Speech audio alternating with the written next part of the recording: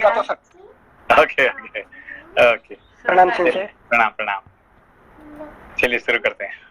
हाँ Sanjay, 300 page number 389, 81तमः सर्गः। प्रातः काल के मंगल वाद्य घोष को सुनकर भरत का दुखी होना। एक मिनट से कुछ मिस नहीं किया ना? ठीक है। हाँ, भरत का दुखी होना और उसे बंद कराकर विलाप करना, वशिष्ठ जी का सभा में आकर मंत्री आदि को बुलाने के लिए दूत भेजना। इधर अयोध्या में उस अभ्युदय सूचक रात्रि का थोड़ा सा ही भाग अवशिष्ट देख स्तुति काल के विशेषज्ञ सूत और मागधों ने मंगलमयी स्तुतियों द्वारा भरत का स्तवन आरंभ किया। प्रहर की समाप्ति को सूचित करने वाली दुंदुभी सोने के डंडे से आहत होकर बज उठी। बाजे बजाने वालों ने शंख तथा दूसरे दूसरे नाना प्रकार के सैकड़ों बाजे बजाए। वाद्यों का वह महान तुमुल घोष समस्त आकाश को व्याप्त करता हुआ सा गूंज उठा और शोक संतप्त भरत को पुनः शोकाग्नि की आंच से रांधने लगा। वाद्यों की उस ध्वनि से भरत की नींद खुल गई। वे जाग उठे और मैं राजा नहीं हूँ ऐसा कहकर उन्होंने उन बाजों का बजना बंद करा दिया। तत्पश्चात वे शत्रुघ्न से बोले, शत्रुघ्न देखो तो सही, कैकेयी ने जगत का कितना महान अपकार किया है। महाराज दशरथ मुझ पर बहुत से दुखों का बोझ डालकर स्वर्ग लोक को चले गए।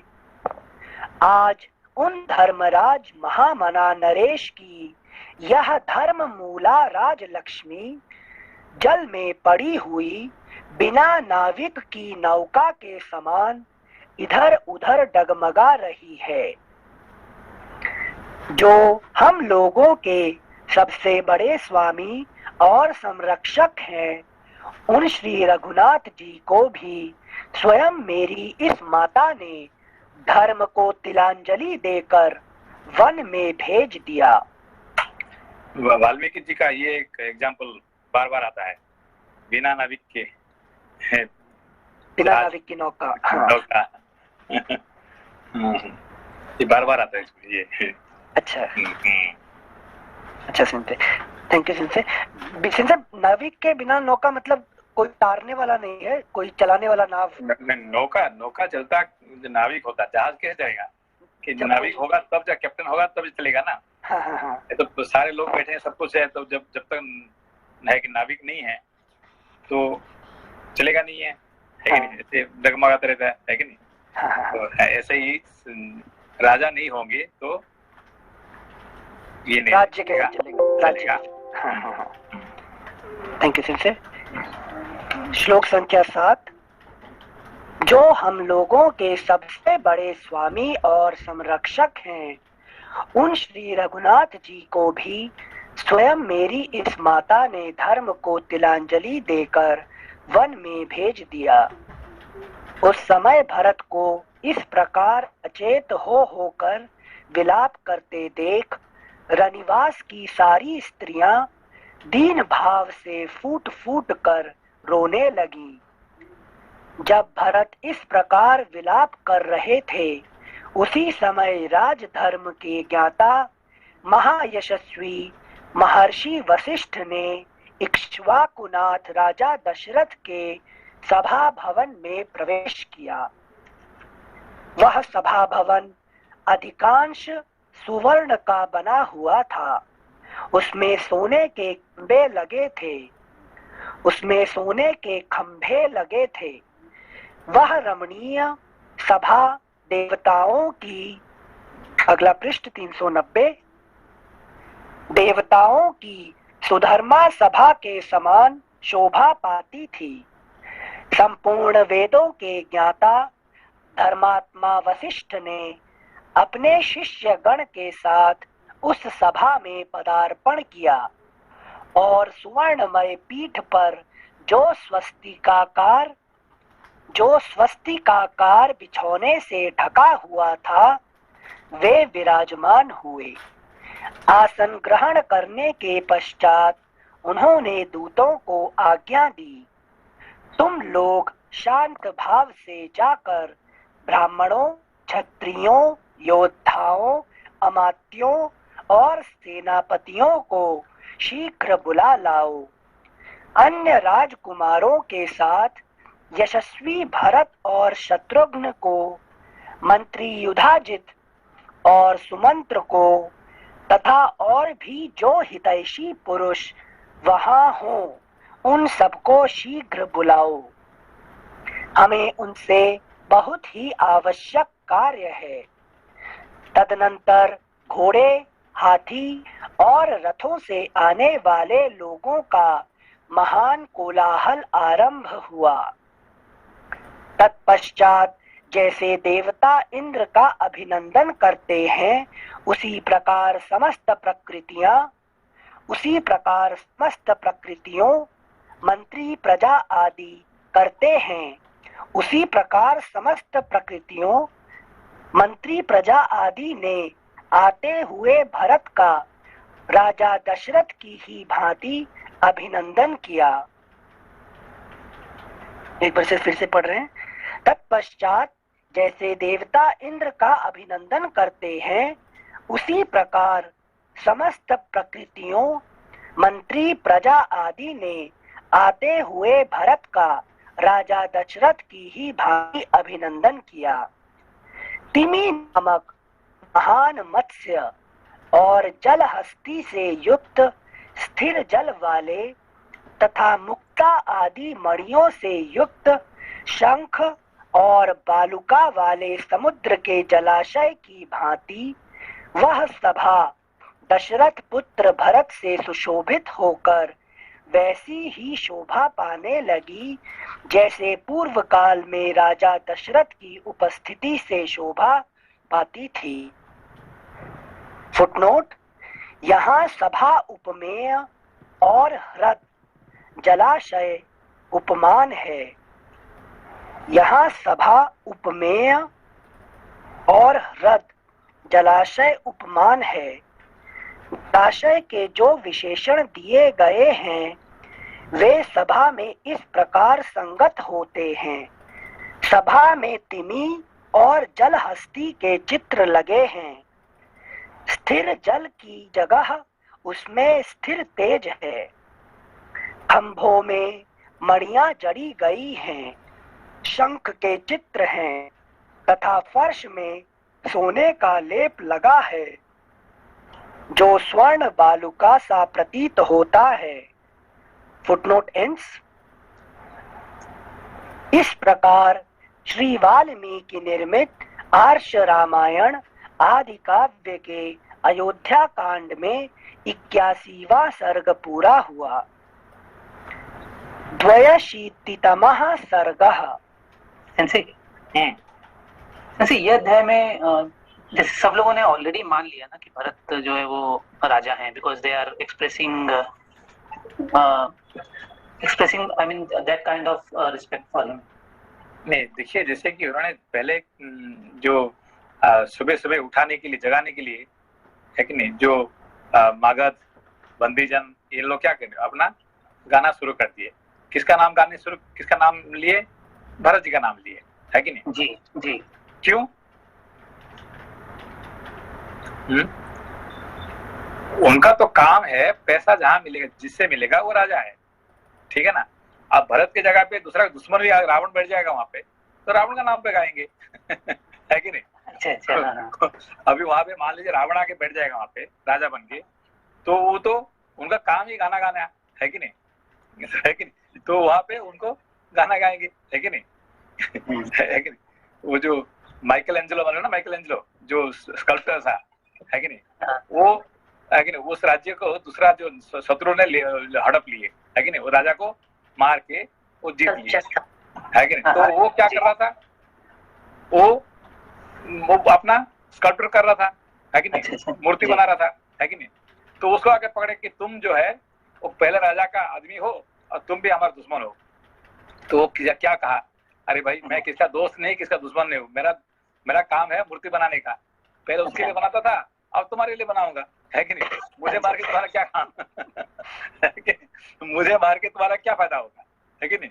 मेरा तो काम है मूर्ति बनाने का, है कि नहीं। तो जो भी कहेगा उसके लिए बनाएंगे, बस मुझे पैसा चाहिए तो पैसा दो और मेरे को काम दो, मैं करूंगा बस, है कि नहीं।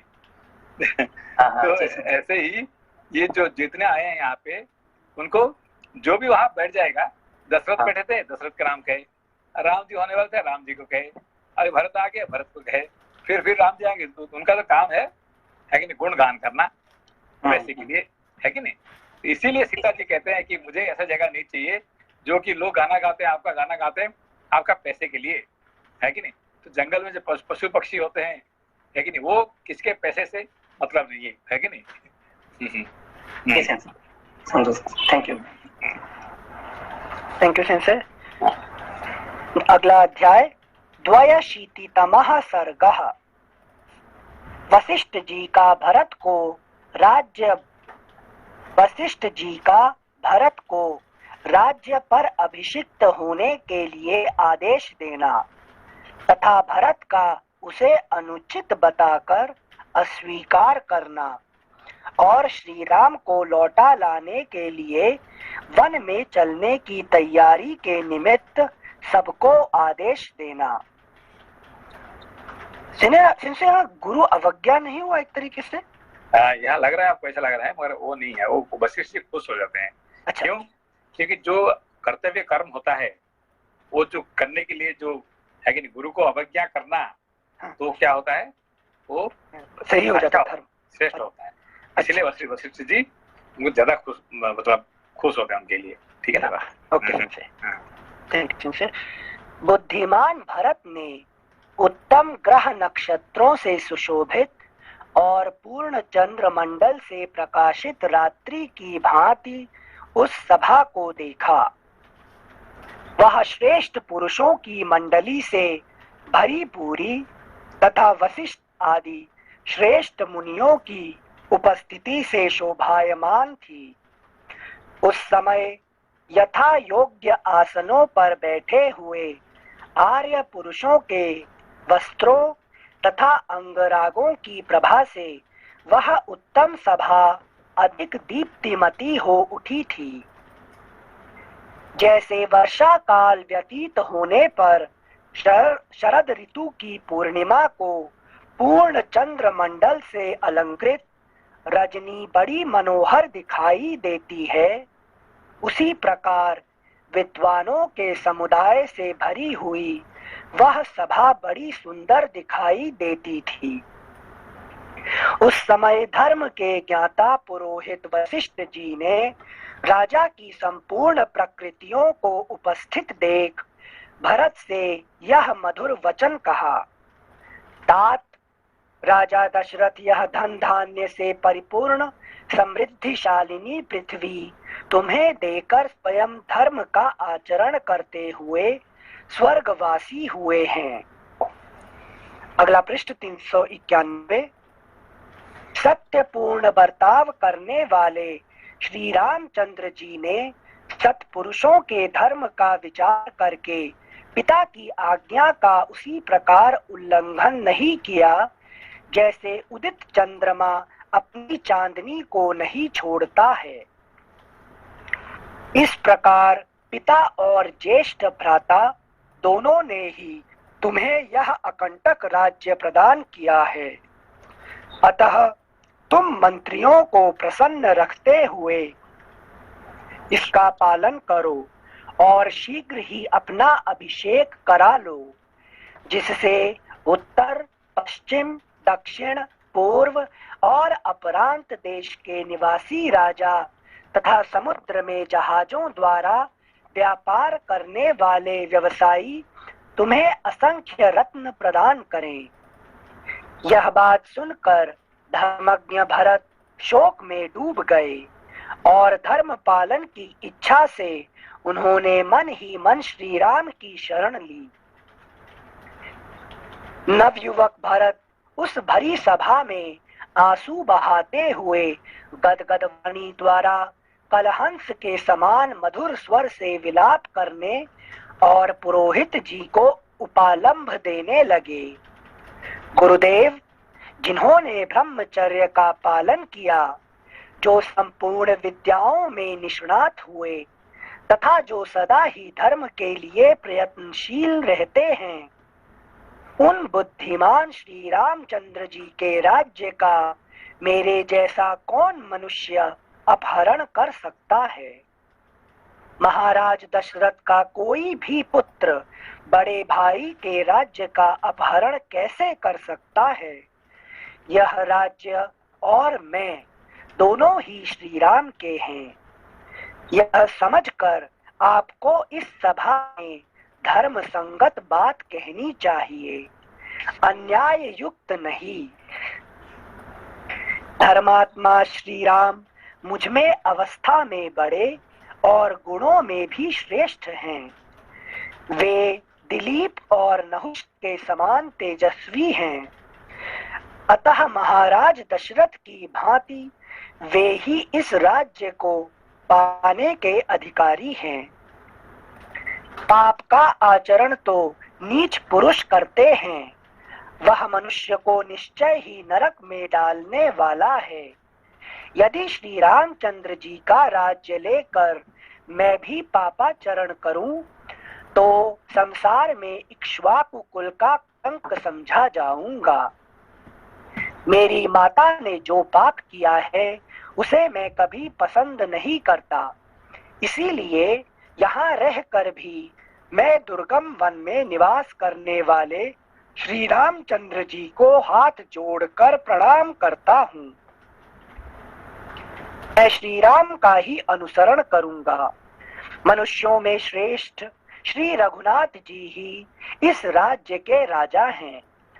वे तीनों ही लोकों के राजा होने योग्य हैं। भरत का वह धर्म युक्त वचन सुनकर सभी सभासद श्री राम में चित्त लगाकर हर्ष के आंसू बहाने लगे।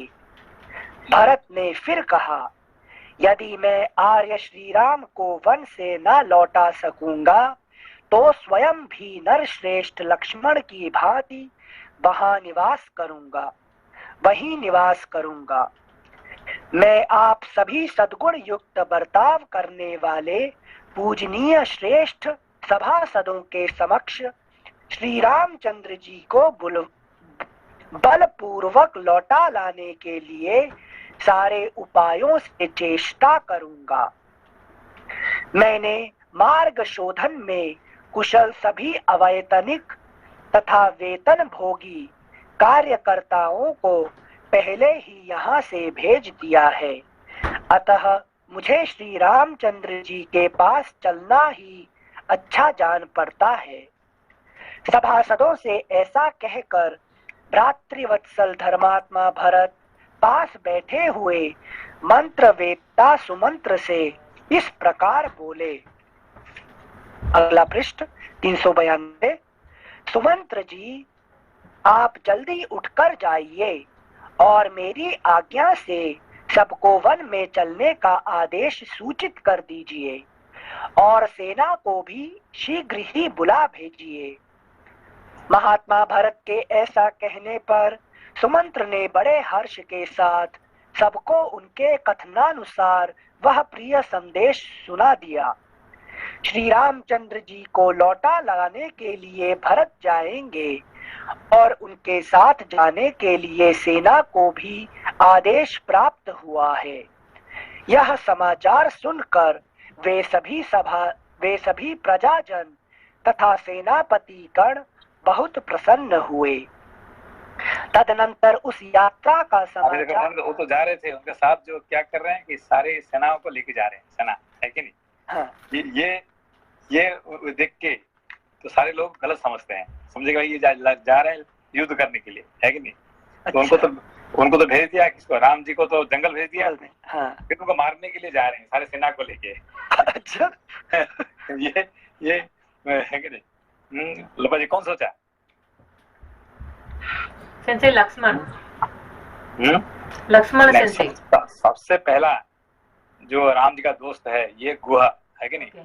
ये सोचा है कि मेरा दोस्त को मारने के लिए, है कि नहीं, ये जा रहे हैं। अब मैं सबको बोल दिया कि सब तैयार हो जाओ और हम युद्ध कर लिए, है कि नहीं।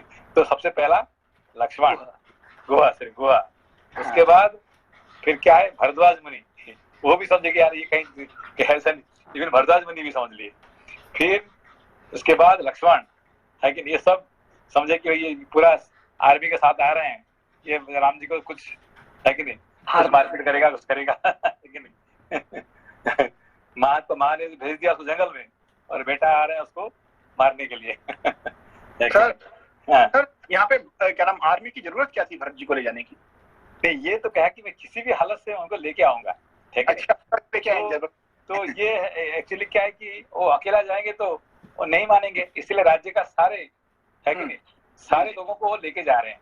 आर्मी भी लेके जा रहे हैं, सारे तीन माताओं को लेके जा रहे हैं सारे, है कि नहीं, किसी को छोड़े नहीं है कि अरे जनमानस, इवन कई को भी साथ में लेके जा रहे हैं, है कि नहीं। कई जाके वो भी कहेगी कोई नहीं, आप आ जाओ, है कि नहीं। मगर लोग उसको गलत समझते हैं कि चलो यार पूरा आर्मी को लेके आ रहे हैं, उसका मतलब मन में कुछ थोड़ा गलतफहमी हो जाती है, गलतफहमी हो गया।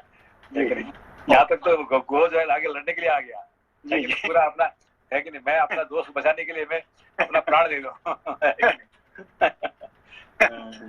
जी थैंक यू।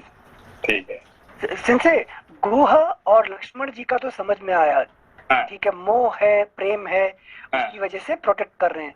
भरद्वाज मुनि को क्यों लगे? भरद्वाज मुनि जो जानते थे तो भी उसको टेस्ट करने के लिए, अच्छा, है कि नहीं, वो उनको, है कि नहीं, वो जानते हैं, है कि नहीं, सबको वो मैं क्या, आप क्यों आए, क्या है, भरत कौन है।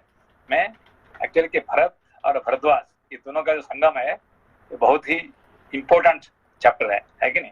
अच्छा। क्योंकि जो भरत का जो काम है भरद्वाज का काम वही है कि दोनों का काम बराबरी है, मतलब भरण पोषण। हाँ, भरण पोषण। तो दोनों का मिलन जो है बड़ा रामायण में बड़ा इम्पोर्टेंट का ये है कि नहीं। ठीक है सर, ये क्या वशिष्ठ ऋषि जी जो थे वो भी इनका क्या नाम भरत जी का टेस्ट कर रहे थे क्या, कि आप क्योंकि देखिए एक्चुअली जो ऋषि महर्षि होते हैं ये मतलब हाँ नहीं करेंगे, है कि नहीं, हमेशा टेस्ट करते रहेंगे, है कि नहीं, भाई क्या सच में कहाँ तक उसका मन है कि नहीं। क्योंकि मैंने आप किसको प्यार करते हैं, प्यार करना नहीं है, उसको कहना भी बहुत इंपॉर्टेंट होता है। आई लव यू ये कहना भी इम्पोर्टेंट होता है, तो अपने जबान से, ठीक है ना, मुंह में कहना भी बहुत इम्पोर्टेंट होता है। तो ये इसीलिए ये उनका मुंह से निकलना चाहते थे, कौन, भरद्वाज जी, ठीक है ना। हाँ। तो ऐसे वशिष्ठ जी भी उनका मुंह से निकलना चाहते हैं कि, है कि, तो क्या ठीक है, अभी तो राजा दशरथ ने कह दिया कि भरत राजा बनेंगे और ये भी छोड़ दिए, अभी तो कोई है नहीं है, आप राजा बन जाएंगे। मगर वो कहे नहीं भाई, आप ऐसा कैसे गुरु है कि आप सब जानते हुए भी आप मुझे कैसे ऐसे कह रहे हैं। वो गुरु जी को फटकार दे रहे हैं, है कि नहीं। यही गुरु जी को खुश लगता है ये बात सुन के, है कि नहीं। जी थैंक यू सर। अभी जो आप बताए कि मुंह से कहना भी बहुत जरूरी होता है, ये एक्चुअली सारी लाइफ का कंफ्यूजन एक तरीके से यही नहीं है कि जैसे गुरु के पास नहीं, गुरु के पास जैसे अप्रोच करें और बाकी सब प्रारब्ध है तो कुछ भी इच्छा ना करो, और मुंह से नहीं बोलोगे तो कुछ होगा नहीं। उस सिचुएशन में करें तो क्या करें? प्रारब्ध समझ करके जो आए उसको एक्सेप्ट करो, या मुंह से बोलोगे then your choice will be expressed, उसमें गड़बड़ होगा, ऐसा नहीं होता? नहीं, कुछ जगह पे जहाँ सत्य की बात होता है वहां पे क्या है कि करने से कहना बहुत इंपॉर्टेंट होता है, ठीक है ना। अच्छा कि आई respect you, I love you, है कि थैंक यू वेरी मच, इसको क्या है, इसको कहना आपका मन में सोच लिया वो तो है ही है, मगर कहना इम्पोर्टेंट होता है कि नहीं। समझ को आपने देखो आज मुकेश जी का बहुत छोटा है कि नहीं, 100 यान का कुछ आइटम दे दिया, 100 यान का, तो उन्होंने क्या बोले सबसे पहले, थैंक यू वेरी मच, है कि नहीं। तो ये क्या 100 यान का क्या बड़ी बात है क्या? वो तो अंडरस्टूड नहीं, वो बात नहीं है। वो कहना, मुंह से कहना ये बहुत इंपॉर्टेंट होता है, ठीक है ना? तो सत्य, इसीलिए वो सत्य हो जाता है कि नहीं? अच्छा, प्रारब्ध में तो ठीक है, उनका हाथ में तो जाना ही था, चला गया। हाँ। वो नहीं है कि वो तो गया, प्रारब्ध में था, उनको मिल गया, मगर थैंक यू कहने में सत्य का क्या कहते हैं, पावर बढ़ जाता है। पावर बढ़ जाता है। Got it. सिर्फ लाख करते हैं हम इसमें, इसलिए पूछा। नहीं, बहुत इंपॉर्टेंट है, ये बहुत इंपॉर्टेंट चीज है कि यू हैव टू से फ्रॉम योर माउथ कि है कि नहीं, थैंक यू कहना है कि नहीं, मॉर्निंग गुड मॉर्निंग कहना है कि नहीं, ये सब कहना, जो small things but it matters, है कि नहीं? यस सर, इधर जो वशिष्ठ जी थे वो उनके शिष्य हैं भरत जी, तो वो यहाँ पे ये देखते कि मेरे जो शिष्य है इसको कितना ज्ञान है जो मैंने पढ़ाया है। हाँ, जो ज्ञान मैंने आपको पढ़ाया है उसको सच में कितने, क्योंकि हो तो असली में राजा तो यही है, क्योंकि उसको राजा राजगद्दी मिल गया, मगर ये सही में कितने तक उसका है कि नहीं ज्ञान उसका अंदर में गया है, वो टेस्ट कर रहे हैं।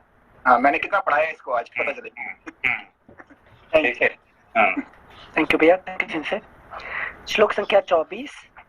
श्री रामचंद्र जी को लौटा लाने के लिए भरत जाएंगे और उनके साथ जाने के लिए सेना को भी आदेश प्राप्त हुआ है।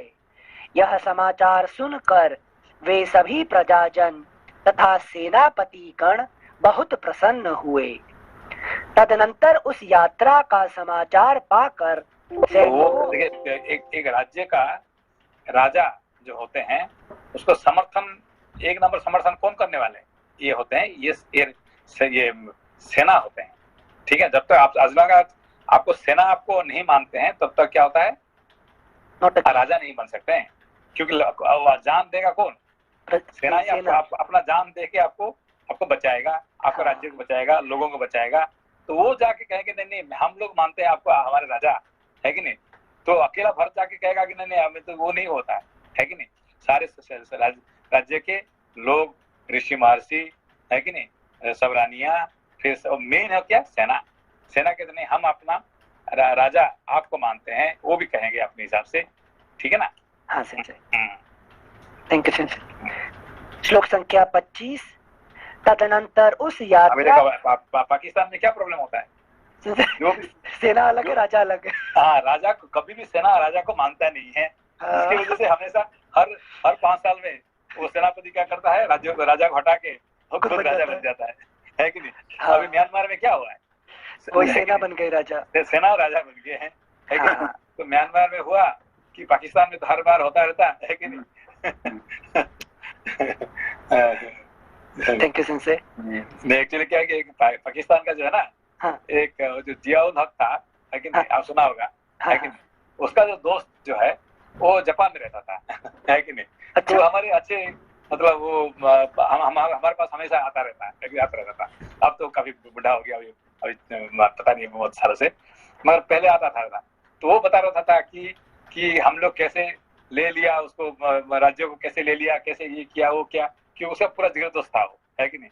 तो वो खत्म होने के बाद ये आ गया, जापान आ गया, और जापान में वो रह रहा था, पूरा सेटल हो गया यहाँ पे, सेटल हो गया था। वो कहानी तो अच्छा है। वहाँ काम सब करते हैं, लेकिन पिज्जा होटल सब कुछ बाहर चलता है, फिर सेटल बाहर हो जाते हैं। बस सारे पैसा लेके यहाँ आ गया। हाँ सर, थैंक यू सर। श्लोक संख्या 25। तदनंतर उस यात्रा का समाचार पाकर सैनिकों की सभी स्त्रियां घर घर में हर्ष से खिल उठी और अपने पतियों को जल्दी तैयार होने के लिए प्रेरित करने लगी। सेनापतियों ने घोड़ों, बैलगाड़ियों तथा मन के समान वेगशाली रथों सहित संपूर्ण सेना को स्त्रियों सहित यात्रा के लिए शीघ्र तैयार होने की आज्ञा दी। सेना को कूच के लिए उद्यत देख भरत ने गुरु के समीप ही बगल में खड़े हुए सुमंत्र से कहा, आप मेरे रथ को शीघ्र तैयार करके लाइए। भरत की उस आज्ञा को शिरोधार्य करके सुमंत्र बड़े हर्ष के साथ गए और उत्तम घोड़ों से जुता हुआ रथ लेकर लौट आए। तब सुदृढ़ एवं सत्य पराक्रम वाले सत्यपरायण प्रतापी भरत विशाल वन में गए हुए अपने बड़े भाई यशस्वी श्री राम को लौटा लाने के निमित्त राजी करने के लिए यात्रा के उद्देश्य से उस समय इस प्रकार बोले, सुमंत्र जी, आप शीघ्र उठकर सेनापतियों के पास जाइए और उनसे कहकर सेना को कल कूच करने के लिए तैयार होने का प्रबंध कीजिए, क्योंकि मैं सारे जगत का कल्याण करने के लिए उन वनवासी श्री राम को प्रसन्न करके यहाँ ले आना चाहता हूँ। भरत की यह उत्तम आज्ञा पाकर सूत पुत्र सुमंत्र ने अपना मनोरथ सफल हुआ समझा और उन्होंने प्रजा वर्ग के सभी प्रधान व्यक्तियों, सेनापतियों तथा सुहृदों को भरत का आदेश सुना दिया। तब प्रत्येक घर के लोग, ब्राह्मण, क्षत्रिय, वैश्य और शूद्र उठ उठ कर अच्छी जाति के घोड़े, हाथी, ऊंट, गधे तथा रथों को जोतने लगे। इस प्रकार श्री वाल्मीकि निर्मित आर्ष रामायण आदि काव्य के अयोध्या कांड में 82वां सर्ग पूरा हुआ। 83तमा सर्गः भरत की वन यात्रा और श्रृंगवेरपुर में रात्रिवास। तदनंतर प्रातः काल उठकर भरत ने उत्तम रथ पर आरूढ़ हो श्री रामचंद्र जी के दर्शन की इच्छा से शीघ्रता पूर्वक प्रस्थान किया। उनके आगे आगे सभी मंत्री और पुरोहित घोड़े जुते हुए रथों पर बैठकर यात्रा कर रहे थे। अगला पृष्ठ 393। वे रथ सूर्य देव के रथ के समान तेजस्वी दिखाई देते थे। यात्रा करते हुए इक्ष्वाकु कुल नंदन भरत के पीछे पीछे विधि पूर्वक सजाए गए 9000 हाथी चल रहे थे। यात्रा परायण यशस्वी राजकुमार भरत के पीछे 60,000 रथ और नाना प्रकार के आयुध धारण करने वाले धनुर्धर योद्धा भी जा रहे थे। उसी प्रकार 1,00,000 घुड़सवार भी उन यशस्वी रघुकुल नंदन राजकुमार भरत की यात्रा के समय उनका अनुसरण कर रहे थे। कैकेयी, सुमित्रा और यशस्विनी कौसल्या देवी भी श्री रामचंद्र जी को लौटा लाने के लिए की जाने वाली उस यात्रा से संतुष्ट हो तेजस्वी रथ के द्वारा प्रस्थित हुई। ब्राह्मण आदि आर्यों, त्रैवर्णिकों के समूह मन में अत्यंत हर्ष लेकर ब्राह्मण आदि आर्यों, त्रैवर्णिकों के समूह मन में अत्यंत हर्ष लेकर लक्ष्मण सहित श्री राम का दर्शन करने के लिए उन्हीं के संबंध में विचित्र बातें कहते सुनते हुए यात्रा कर रहे थे। वे आपस में कहते थे, हम लोग दृढ़ता के साथ उत्तम व्रत का पालन करने वाले तथा संसार का दुख दूर करने वाले स्थित प्रज्ञ श्याम वर्ण महाबाहु श्री राम का कब दर्शन करेंगे। ऐसे सूर्य देव उदय लेते ही सारे जगत का अंधकार हर लेते हैं, उसी प्रकार श्री रघुनाथ जी हमारी आंखों के सामने पड़ते ही हम लोगों का सारा शोक संताप दूर कर देंगे। इस प्रकार की बातें कहते और अत्यंत हर्ष से भरकर एक दूसरे का आलिंगन करते हुए अयोध्या के नागरिक उस समय यात्रा कर रहे थे। उस नगर में जो दूसरे सम्मानित पुरुष थे वे सब लोग तथा व्यापारी और शुभ विचार वाले प्रजाजन भी बड़े हर्ष के साथ श्री राम से मिलने के लिए प्रस्थित हुए। जो कोई मणिकार, मणियों को सान पर चढ़ाकर चमका देने वाला, अच्छे कुंभकार, सूत का ताना बाना करके वस्त्र बनाने की कला के विशेषज्ञ, शस्त्र निर्माण करके जीविका चलाने वाले, मायूरक, मोर की पंखों से छत्र व्यंजन आदि बनाने वाले, आरे से चंदन आदि की लकड़ी चीरने वाले, मणि मोती आदि में छेद करने वाले, रोचक दीवारों और वेदी आदि में नाना प्रकार, वेदी आदि में शोभा का संपादन करने वाले, दंतकार, हाथी के दांत आदि से नाना प्रकार की वस्तुओं का निर्माण करने वाले, सुधाकार, चूना बनाने वाले, गंधी, प्रसिद्ध सोनार, कंबल और कालीन बनाने वाले, गरम जल से नहलाने का काम करने वाले, वैद्य, धूपक, धूपन क्रिया द्वारा जीविका चलाने वाले, शौंडिक, मध्य विक्रेता, शौंडिक, मध्य विक्रेता, धोबी, धोबी, दर्जी, गांवों तथा गौशाला के महतो, स्त्रियों सहित नट, केवट तथा समाहित चित्त सदाचारी वेद वेत्ता, सहस्रों ब्राह्मण बैलगाड़ियों पर चढ़कर वन की यात्रा करने वाले भरत के पीछे पीछे गए।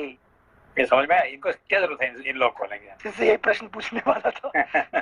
क्यों, जैसे उठाने थोड़ी जा रहे राम जी को किडनैप करके। ऐसा है कि देखिए, एक राज्य का इन लोग सब क्या है कि they are the pride of the country, है कि नहीं? कंट्री का देखिए, जैसे फॉर एग्जांपल अब जब अमेरिका का प्रेसिडेंट जापान आता है तो क्या किस किस को लेके आता है? वो बिल गेट में साथ में लेके आएगा, और जो गूगल का इसको लेके आएगा, जो बड़े बड़े जो कंपनी का इसका मालिक को लेके आएगा, ये सबको साथ में लेके आएगा, तो तब जाके उसका वैल्यू बढ़ता है, ठीक है ना? अच्छा। उनको लाने की जरूरत नहीं है ना, है कि नहीं? तो हमेशा वो क्या करेगा, साथ में, है कि नहीं, 100 आदमी का गैंग लेके आएगा अंदर से, पूरा ट्रेड डेलीगेशन बना के। तो ये जब ऐसे, तो तब जाके वो सब कहेंगे भाई हम इनका साथ आए हैं, उसका मतलब ये सब आके उनको मनवाएंगे, किसको? रामचंद्र जी, भाई हम आपके बिना हम काम नहीं करेंगे, आप आइए, आप राजा होंगे तब जाके हम काम करेंगे, तब फिर। अच्छा, मतलब सीधे पूरा प्रजा वर्ग साथ में आ गया है, राजा पूरा वर्ग। अभी ब्राह्मण लोग आए हैं, क्षत्रिय लोग आए, वैश्य आए, इवन जो दारू बनाने वाला वो भी सिंसे भाई हम रुक गए थे, मध्य विक्रेता को क्यों? मध्य विक्रेता भी आगे, लेकिन सब लोग आगे कहते कि नहीं, तो आपके बिना हम राज्य में रहने वाले नहीं है, तब जाके राम जी आ जाएंगे, है कि नहीं? अच्छा, मतलब प्रिपरेशन पूरा करके गए थे, पूरा करके आए हैं, है कि नहीं? हाँ, कोई नहीं रहेगा राज्य में, है कि नहीं? हाँ, थैंक यू सिंसे। श्लोक संख्या 17। सबके वेश सुंदर थे, सबने शुद्ध वस्त्र धारण कर रखे थे, तथा सबके अंगों में तांबे के समान लाल रंग का अंगराग लगा था। वे सब के सब नाना प्रकार के वाहनों द्वारा धीरे धीरे भरत का अनुसरण कर रहे थे। अभी देखो, ये सब क्या है? सबके अंग में क्या लगे थे? तांबे के समान लाल रंग का अंगराग लगा था। क्या उसका मतलब? तांबे के समान सिंदूर का लेप नहीं, इसलिए क्या है कि उनका, लेकिन ये अयोध्या से आए हैं, हमारे लोग हैं, तो पहचान के लिए कुछ तो पहचान आ जाएगा, यूनिक पहचान आ जाएगा, आइडेंटिटी कार्ड है। आधार कार्ड दे दिया, आधार कार्ड जैसे। थैंक यू सिंसे आधार कार्ड से ज्यादा एनआरआई के लिए भी बना रहे हैं आधार कार्ड, सबके लिए तो आधार कार्ड चाहिए ना। यस सिंसे। लाल रंग का अंगराग। संख्या 17। सबके वेश सुंदर थे, सबने शुद्ध वस्त्र धारण। सिंसे एक मिनट, एक टॉपिक याद आ गया। शास्त्र पढ़ते हुए कुछ दिनों पहले जब आपने गेंद फेंकी थी, सिंसे एक आपका प्रधानमंत्री 70 मिनट बैठ के हॉकी देख रहा है आज। अच्छा, मतलब खेल का जितना पूरा देश में क्रेज आया जब हॉकी का वो मेडल मिला, basically everybody is going behind that now. क्योंकि ये सब ओलंपिक वगैरह को है ना ये सब करना चाहिए, ये क्रिकेट को ज्यादा ये नहीं करना चाहिए, है कि नहीं? हाँ, क्रिकेट ठीक है, अपने देश के लिए ठीक है, मगर बाहर के लिए ओलंपिक को ज्यादा ही करना चाहिए, हाँ, है कि नहीं? महत्व देना चाहिए। हाँ जैसे मतलब आपका पुण्य खर्च हुआ ये बता रहे हैं हम। श्लोक संख्या 17। थैंक यू सिंसे। सबके वेश सुंदर थे, सबने शुद्ध वस्त्र धारण कर रखे थे, तथा सबके अंगों में तांबे के समान लाल रंग का अंगराग लगा था। वे सब के सब नाना प्रकार के वाहनों द्वारा धीरे धीरे भरत का अनुसरण कर रहे थे। हर्ष और आनंद में भरी हुई वह सेना भाई को बुलाने के लिए प्रस्थित हुए कैकेयी कुमार भ्रातृवत्सल भरत के पीछे पीछे चलने लगी। अगला पृष्ठ 394। इस प्रकार रथ, पालकी, घोड़े और हाथियों के द्वारा बहुत दूर तक का मार्ग तय कर लेने के बाद वे सब लोग श्रृंगवेरपुर में गंगा जी के तट पर जा पहुंचे, जहां श्री रामचंद्र जी का सखा वीर निषाद राज गुह सावधानी के साथ उस देश की रक्षा करता हुआ अपने भाई बंधुओं के साथ निवास करता था। चक्रवाकों से अलंकृत गंगा तट पर पहुंचकर भरत का अनुसरण करने वाली वह सेना ठहर गई। पुण्य सलिला भागीरथी का दर्शन करके अपनी उस सेना को शिथिल हुई देख बातचीत करने की कला में कुशल भरत ने समस्त सचिवों से कहा, आप लोग मेरे सैनिकों को उनकी इच्छा के अनुसार यहाँ सब और ठहरा दीजिए। आज रात में विश्राम कर लेने के बाद हम सब लोग कल सवेरे इन सागर गामिनी नदी गंगा जी को पार करेंगे। देखिए ये इन लोग तो अपने है कि नहीं भाई को लेने के लिए आ गए, मगर जो बेचारा सेना है वो तो अपने वो तो नौकरी करने के लिए आए थे, है कि नहीं? उनको पकड़ के लेके आ गए, है कि नहीं? तो इसीलिए उनको है कि तो उनका अपना इच्छा के अनुसार खाना पीना खिलाना रहना है कि नहीं इसको देना पड़ेगा, ठीक है ना? तो उनका तो कोई इमोशन नहीं है ना, वो तो अपना जॉब है, तो जॉब है कि नहीं? तो इसीलिए मतलब ना, और यहाँ पे इसलिए एक बड़ी इंपॉर्टेंट चीज आएगा आगे कि भरद्वाज मुनि ने है कि नहीं इन लोगों को स्वर्ग दिखाते हैं। किसको? सेना को। क्यों? क्योंकि बेचारे है कि नहीं उनको पकड़ के लेके आए जंगल में, है कि नहीं? तो इसीलिए वो तो नौकरी कर रहे थे, उनको तो खाने पीने का शौक है, तो इनको सारे स्वर्ग दिखाते हैं, है कि नहीं? स्पेशली जो सैनिक लोगों को, ठीक है ना? अच्छा अच्छा। जैसे शास्त्र में कई बार ये जो श्लोक 22 अगर पढ़ेंगे तो ये सेंटेंस कई बार पढ़ने में आता है, बातचीत करने की कला में कुशल। तो ये जब भी उपमा ऐड करते हैं, is this a qualification to control power? मतलब सारी सेना मोर पावरफुल है यहाँ भारत से, तो उसके लिए वार्ता कुशलता एक क्वालिफिकेशन है क्या? ये बहुत बड़ा, क्योंकि देखिए जो किसी का भी जो है कि नहीं क्या जो स्पेशल को जो कला होता है कि आप बातचीत करने में कौशल होना चाहिए। You should be very what you call shrewd in talking, है कि नहीं? अच्छा अच्छा। क्योंकि सिंस सेना तो पावरफुल, इसको कन्विंस कैसे करोगे कि चलो इस गोल के लिए? ओके सिंस मतलब हम ये सोचते रहते हैं कि if you want to control powerful you need to be more powerful, लेकिन शास्त्र में यही सेंटेंस आता है, वार्ता में कुशल, और उन्होंने ये कार्य कर। अभी मोदी का स्पेशलिटी क्या है? हाँ से वार्ता में कुशलता है, वार्ता में कुशल है, मन की बात। हाँ ये वार्ता में कुशल है, इसीलिए वो सब जगह जीत गए, है कि नहीं? बिना पढ़े भाषण देते।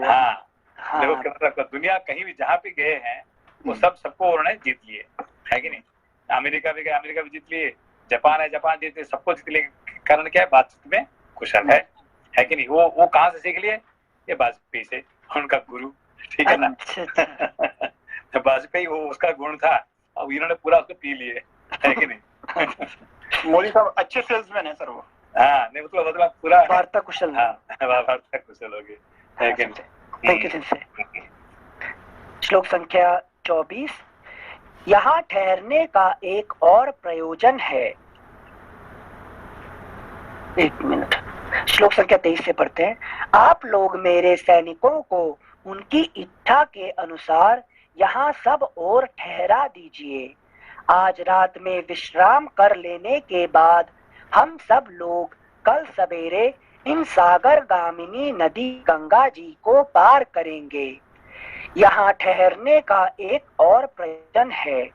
मैं चाहता हूँ कि गंगा जी में उतरकर स्वर्गीय महाराज के पारलौकिक कल्याण के लिए जलांजलि दे दूं।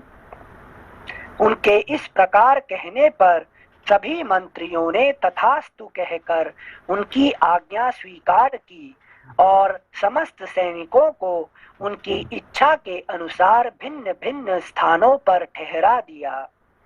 महानदी गंगा के तट पर खेमे आदि से सुशोभित होने वाली उस सेना को व्यवस्था पूर्वक ठहरा कर भरत ने महात्मा श्री राम के लौटने के विषय में विचार करते हुए उस समय वहीं निवास किया। इस प्रकार श्री वाल्मीकि निर्मित आर्ष रामायण आदि काव्य के अयोध्या कांड में 83वां सर्ग पूरा हुआ। चतुरशीतितमः सर्गः। चतुरशीतितमः सर्गः। चतुर नहीं है, चतुराशीति। सॉरी चतुराशीति, ठीक है नहीं? चतुः अशीतितमा, ठीक है ना? चतुः जो राज है ना, राज जो है दो भाग में विभक्त हो जाएगा। विसर्ग है कि नहीं? विसर्ग चतुः अशीतितमा। Okay okay. अशीति मतलब 80। ओके। चतुर मतलब चार है कि नहीं? 84 है कि नहीं? 80 प्लस 4 84। थैंक यू सेंसे। चतुराशीतितमः सर्गः।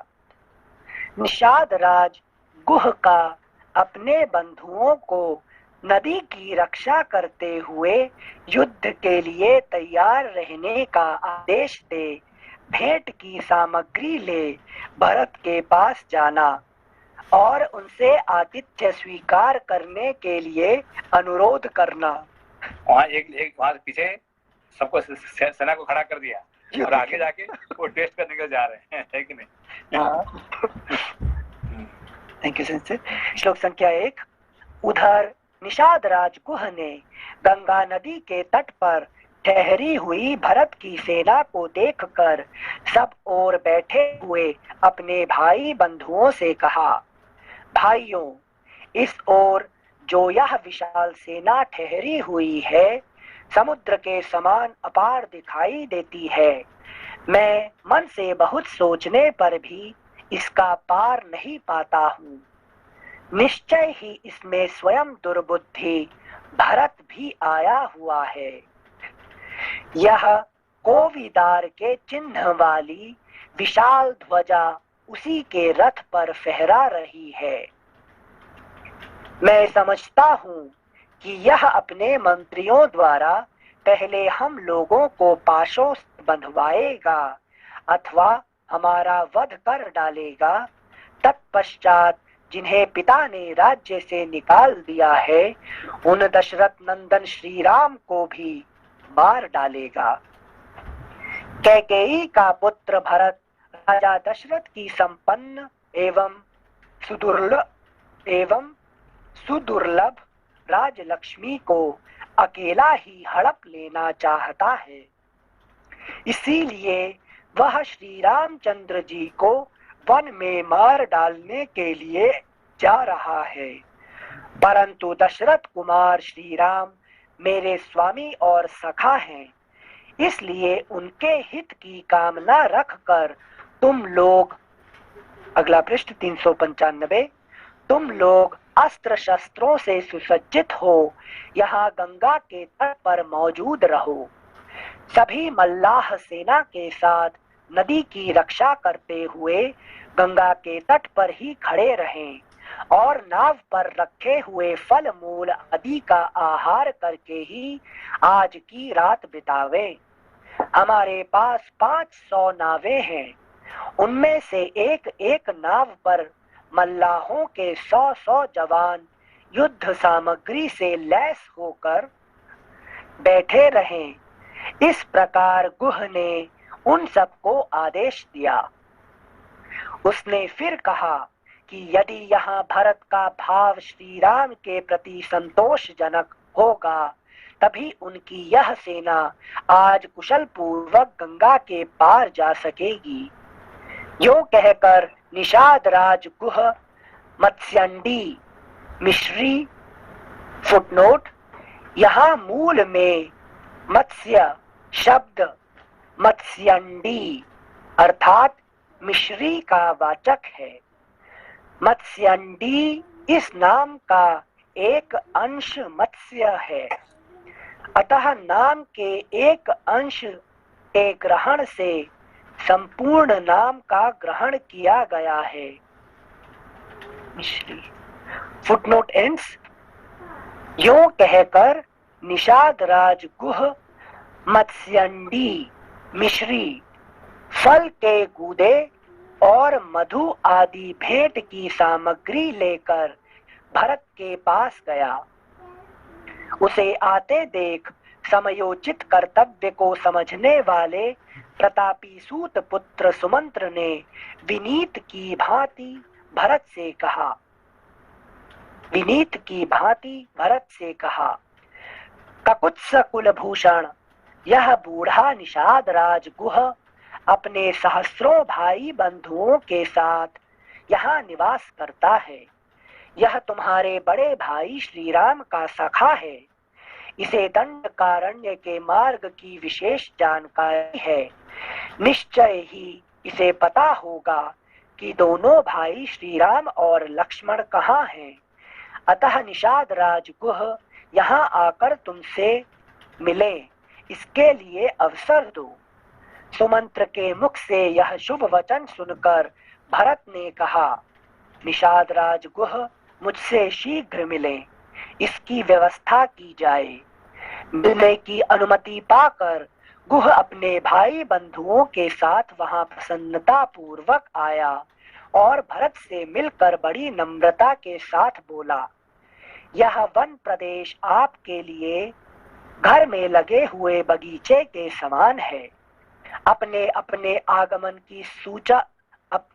की सूचना न देकर हमें धोखे में रख दिया। हम आपके स्वागत की कोई तैयारी न कर सके। हमारे पास जो कुछ है वह सब आपकी सेवा में अर्पित है। यह निषादों का घर आपका ही है। आप यहाँ सुख पूर्वक निवास करें।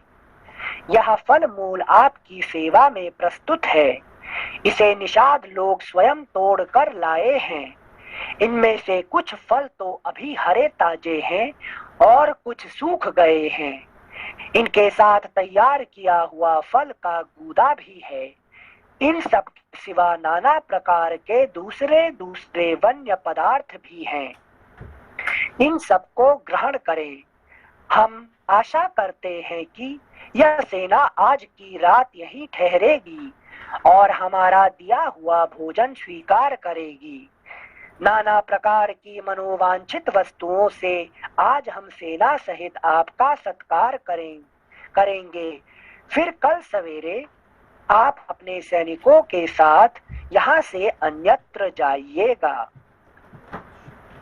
इस प्रकार श्री वाल्मीकि निर्मित आर्ष रामायण आदि काव्य के अयोध्या कांड में 84वां सर्ग पूरा हुआ। 85तमः सर्गः। गुह और भरत की बातचीत तथा भरत का शोक। निषाद राज गुह के ऐसा कहने पर महाबुद्धिमान भरत ने युक्ति और प्रयोजन युक्त वचनों में उसे इस प्रकार उत्तर दिया। अगला पृष्ठ 396। भैया, तुम मेरे बड़े भाई श्री राम के सखा हो। मेरी इतनी बड़ी सेना का सत्कार करना चाहते हो। यह तुम्हारा मनोरथ बहुत ही ऊंचा है। तुम उसे पूर्ण ही समझो। तुम्हारी श्रद्धा से ही हम सब लोगों का सत्कार हो गया। यह कह महातेजस्वी श्रीमान भरत ने गंतव्य मार्ग को हाथ के संकेत से दिखाते हुए पुनः गुह से उत्तम वाणी में पूछा, निषाद राज, इन दो मार्गों में से किसके द्वारा मुझे भरद्वाज मुनि के आश्रम पर जाना होगा? गंगा के किनारे का यह प्रदेश तो बड़ा गहन मालूम होता है, इसे लांघ कर आगे बढ़ना कठिन है।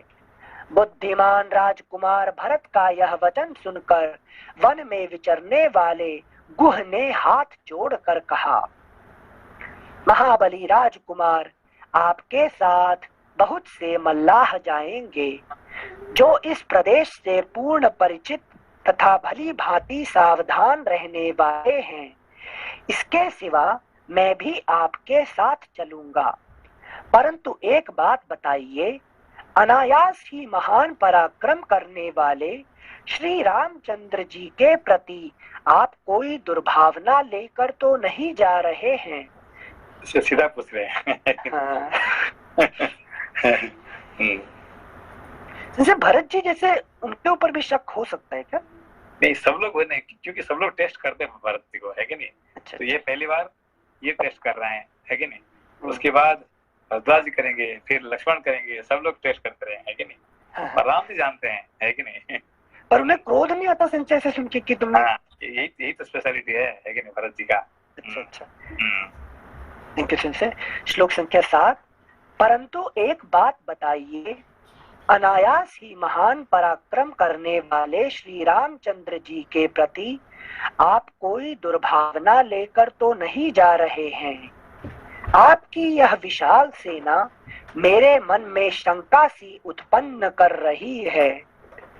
ऐसी बात कहते हुए गुह से आकाश के समान निर्मल भरत ने मधुर वाणी में कहा, निषाद राज। आकाश के समान निर्मल, है कि नहीं? यही भरत का उपमा है कि नहीं? Thank you Sanjay. मतलब उनका चित्त साफ है पूरी तरह से। श्लोक संख्या 8। ऐसी बात कहते हुए गुह से आकाश के समान निर्मल भरत ने मधुर वाणी में कहा, निषाद राज, ऐसा समय कभी ना आए। तुम्हारी बात सुनकर मुझे बड़ा कष्ट हुआ। तुम्हें मुझ पर संदेह नहीं करना चाहिए। श्री रघुनाथ जी मेरे बड़े भाई हैं, मैं उन्हें पिता के समान मानता हूँ। सकुच सकुल भूषण श्री राम वन में निवास करते हैं, अतः उन्हें लौटा लाने के लिए जा रहा हूँ।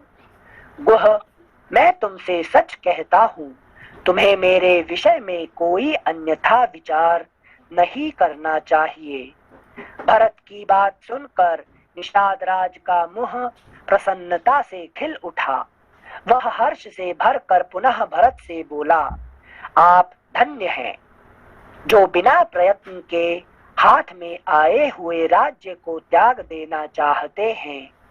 आपके समान धर्मात्मा मुझे इस भूमंडल में कोई नहीं दिखाई देता। ये गुह का वाणी है, लेकिन भूमंडल में कोई नहीं दिखाई पड़ता। सर्टिफिकेट दे दिया, सर्टिफिकेट दे दिया। हाँ श्लोक संख्या 13। कष्टप्रद वन में निवास करने वाले श्री राम को जो आप लौटा लाना चाहते हैं, इससे समस्त लोकों में आपकी अक्षय कीर्ति का प्रसार होगा। जब गुह भरत से इस प्रकार की बातें कह रहा था, उसी समय सूर्य देव की प्रभा अदृश्य हो गई और रात का अंधकार सब ओर फैल गया। गुह के बर्ताव से श्रीमान भरत को बड़ा संतोष हुआ और वे सेना को विश्राम करने की आज्ञा दे शत्रुघ्न के साथ शयन करने के लिए गए। धर्म पर दृष्टि रखने वाले महात्मा भरत शोक के योग्य नहीं थे, तथापि उनके मन में श्री रामचंद्र जी के लिए चिंता के कारण ऐसा शोक उत्पन्न हुआ जिसका वर्णन नहीं हो सकता। जैसे वन में फैले हुए दावानल से संतप्त हुए वृक्ष को उसके खोखले में छिपी हुई आग और भी अधिक जलाती है, उसी प्रकार दशरथ मरण जन्य चिंता की आग से संतप्त हुए रघुकुल। जी सर, एक प्रश्न था कि जैसे यहाँ पे गुह ने पहले तो भरोसा नहीं किया, उन्होंने अपनी सेना को भी तैयार रखा, बाद में सिर्फ बात करके ही कन्विंस्ड।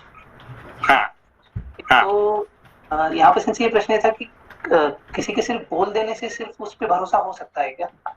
यही तो बात है ना कि ये तो इसलिए उन्होंने वाल्मीकि जी उपमा दे रहे हैं कि आकाश के जैसे है कि नहीं, आकाश को देखने से आपको लगता है कि कोई आकाश में कोई ये है, गंदगी है? आकाश में गंदगी रह, आपका मन में भावना आ सकता है क्या आकाश में गंदगी है कि नहीं? हो ही नहीं सकता, है कि नहीं? तो आकाश को देखने से ही आपको ये हो जाएगा कि आकाश है कि नहीं, साफ है कि? ऐसे ही तो भरत को देखने के बाद ही लोग, उनका मन वो जीत जाते हैं दर्शन मात्र से, ठीक है ना? और जब तक मिले नहीं थे तब तक डाउटफुल थे। हाँ। जब मिले तो अपने आप ओपिनियन हो जाता है। हाँ।